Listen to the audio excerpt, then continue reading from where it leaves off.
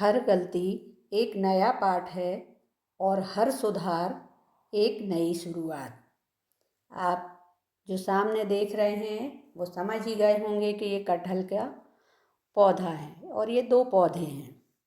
ये अभी मिला है हमको, उपहार में, हमारे रिश्ते में है। उन्होंने ये ला के दिया है क्योंकि हमारी सासू माँ को कटहल बहुत पसंद है, तो उन्होंने बोला कि उनकी याद भी रहेगी, इसको आप अपने बगीचे में ज़रूर लगाइए। और जो दूसरा पौधा है वो पहले से लगा हुआ था, वो हमारे पिताजी ने दिया था कि फलदार वृक्ष है, बनेगा, इसको अपने बगीचे में लगा लेना। तो मैंने दोनों को पास पास लगा दिया है।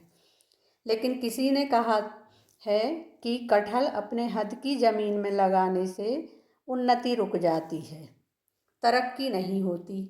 मैंने सोचा लगा कर देखती हूँ, उन्नति या तरक्की रुकना होगा तो रुक जाएगी, कम से कम कटहल फल देगा तो सभी खाएंगे और ये भी प्रमाणित हो जाएगा कि बात सही है या गलत।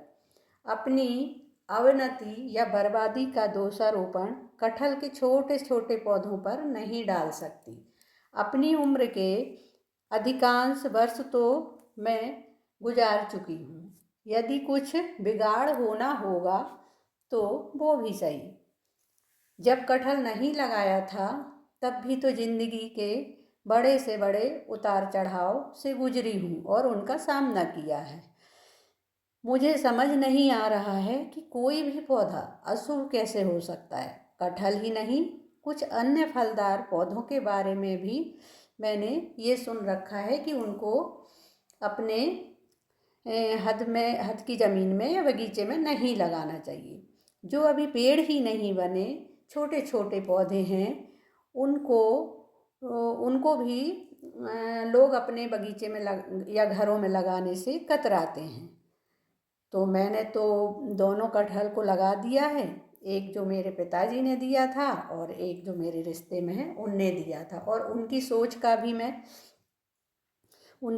को भी मैं धन्यवाद देती हूँ कि कम से कम उन्होंने कुछ नया तो सोचा कि एक पौधा गिफ्ट किया। स्वागत करती हूँ मैं उनकी इस सोच का। उन्होंने कुछ नया सोचा और कटहल का पौधा गिफ्ट किया। मैंने दोनों कटहल पास पास लगा दिए हैं और उनको नाम दिया है समधी समधन। मेरे पिताजी और मेरी सासू माँ का रिश्ता समधी समधन का कहलाया, इसलिए ये दोनों पास पास लगे हुए हैं और ये दोनों ही कभी भी किसी भी हालत में हमारा बुरा नहीं सोचेंगे, हमारा अच्छा ही सोचेंगे।